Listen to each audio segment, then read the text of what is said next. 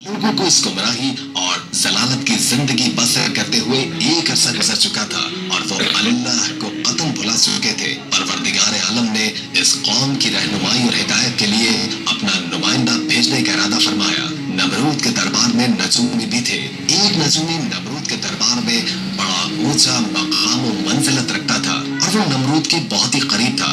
एक रोज उसने नमरूद से कहा कि जान की अमान पाऊं तो एक बात अर्ज करूं। नमरूद ने कहा अर्ज करो। नजूमी ने बताया कि आपकी सल्तनत में एक बच्चा पैदा होने वाला है। वो बुत परस्ती को खत्म कर देगा और लोगों को अपने दीन की जानिब बुलाएगा और आपकी हुकूमत खत्म कर देगा। यह सुनकर नमरूद ने अपने दरबार के दूसरे नजूमियों की तरफ देखा। सब नजूमियों ने पहले नजूमी की तायद की। नमरूद ये सुनकर दिल ही दिल में घबराया और फिर गुस्से में आकर हुक्म दिया कि औरतों और मर्दों को एक दूसरे से अलग कर दिया जाए ताकि कोई बच्चा वजूद में ना आ पाए, और हुक्म दिया कि जो भी बच्चा पैदा हो उसे कत्ल कर दिया जाए। नमरूद के मुंह से इस हुक्म का निकलना था कि बाबुल में पैदा होने वाले 1 लाख से ज्यादा बच्चे कत्ल करवा दिए गए। नादान नमरूद ये समझता था कि इन हीलों से वो अल्लाह ताला के इरादे के आगे बांध सकेगा।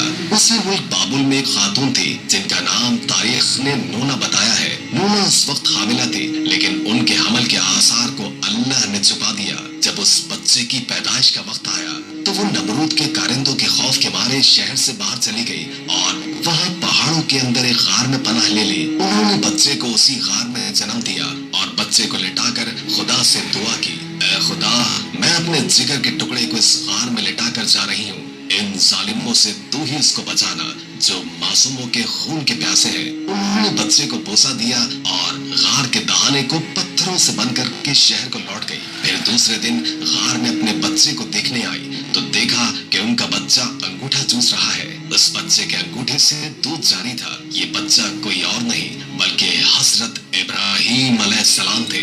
खुदावंद ताला ने इब्राहीम अलैहिस्सलाम के अंगूठे में दूध पैदा कर दिया था और यूं इब्राहीम अलैहिस्सलाम को ग़िज़ा पहुंचती रही। इस ग़िज़ा से हजरत इब्राहीम अलैहिस्सलाम दिन में इतना बढ़ते थे जितना एक बच्चा महीने में बढ़ता है। आप अलैहिस्सलाम की माँ आपको देखने रोजाना गार में आती। आप अलैहिस्सलाम 2 साल के हो गए तो बातें करने लगे और जब आपकी उम्र 7 बरस पहुंची तो आपकी वालिदा आपको बड़ी बड़ी बातें और अखलाक सिखाने लगी। कमजोरों की मदद करने का सलीका सिखाती और अल्लाह के पैगंबरों के किस्से सुनाती। मगर उन्हें क्या मालूम था कि वो जिस बच्चे की तालीम और तरबियत में लगी हुई है वो खुद पैगंबर है।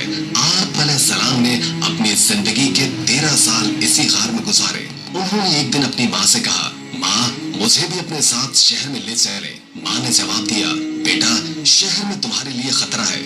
इसलिए हजरत इब्राहीम अलैहिस्सलाम रात को गार से निकलकर शहर में दाखिल हो गए। हजरत इब्राहीम अलैहिस्सलाम का एक चचा था जिसका नाम आसर था। यहाँ पर एक नुक्ते की वजाहत करते हैं कि तौरात में आसर को हजरत इब्राहीम अलैहिस्सलाम का चचा कहा गया है, जबकि उनके वालिद का नाम तारिख बताया है, जबकि कुरान मजीद में इनके वालिद का नाम आसर कहा गया है। बहुत से उलमा का इजमा है कि आसर इब्राहीम अलैहिस्सलाम का बाप नहीं था बल्कि उनके वालिद तारिख थे और वो मुसलमान थे। अरबाब नसब का इसी पर इत्तेफाक है कि हजरत इब्राहीम अलैहिस्सलाम के वालिद तारिख थे। लिहाजा कुरान मजीद और अक्सर अहादीस में जो आसर को बाप कहा गया है वो मजाज के तौर पर है, क्योंकि वो हजरत का चचा था और अरब में ये रिवाज था कि चचा को बाप कहते हैं। या ये भी हो सकता है कि आपका चचा ही रहा हो और तारिख की वफात के बाद आपकी वालिदा से अक़द किया हो और आपकी तरबियत की हो, इसी लिहाज से आपको उसका बाप कहा गया है।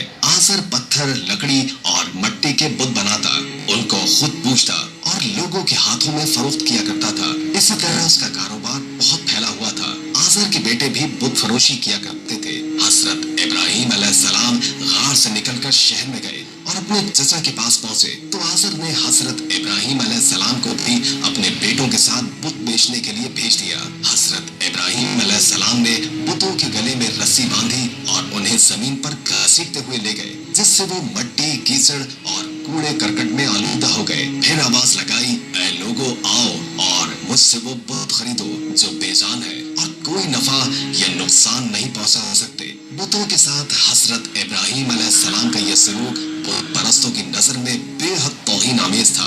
फिर नौबत यहाँ तक आन पहुंची کہ आज़र ने हजरत इब्राहिम अलैहिस्सलाम को इस बारे में नसीहत की। एक दिन हजरत इब्राहिम अलैहिस्सलाम ने अपने चचा से पूछा, चचा जान, आप लकड़ी, पत्थर और मिट्टी के बुत बनाते हैं जो ना बोल सकते हैं, ना सुन सकते हैं और ना ही आपको नफा दे सकते हैं और ना ही कोई नुकसान पहुंचा सकते हैं। आज़र ने चौंक कर पूछा कि क्या तुम हमारे खुदाओं के मुखालिफ हो? आइंदा इस तरह की बात जुबान पर न लाना वरना तुम्हें सजा होगी। इसके बाद हजरत इब्राहिम अलैहिस्सलाम लोगों से मुखातिब हुए और कहा, परस्तिश और सजदे के लायक न नमरूद है और न ये बुत है। लायक इबादत सिर्फ अल्लाह ताला की जात है जिसने सारी दुनिया को पैदा फरमाया है और वही उसका मालिक है। हजरत इब्राहिम अलैहिस्सलाम का नाम और पैगाम बड़ी तेजी के साथ फैलने लगा। लोग इनकी बात को गौर से सुनने लगे। जब इनकी शोहरत नमरूद तक पहुंची तो उसने अपने दरबार के लोगों से पूछा, ये कौन नौजवान है जिसने एक हंगामा खड़ा कर दिया है? दरबारी बोले, इसका नाम इब्राहिम है जो आज़र के घर में जवान हुआ है। नमरूद ने हुक्म दिया कि इसे फौरन मेरे सामने पेश कर दिया जाए। नमरूद के भेजे हुए लोग हजरत इब्राहिम अलैहिस्सलाम के पास आए और उन्हें नमरूद का पैगाम पहुंचाया। हजरत इब्राहिम नमरूद के पास पहुंचे। नमरूद ने पूछा, नौजवान, तुम जिस खुदा की बात करते हो वो कौन है? हजरत इब्राहिम अलैहिस्सलाम ने जवाब दिया, मेरा खुदा वो है जो लोगों की जिंदगी और मौत देने की कुदरत रखता है। नमरूद ने कहा, ये तो मैं भी कर सकता हूँ। और उसने एक ऐसे मुजरिम को आजाद कर दिया जिसे मौत की सजा का हुक्म सुनाया जा चुका था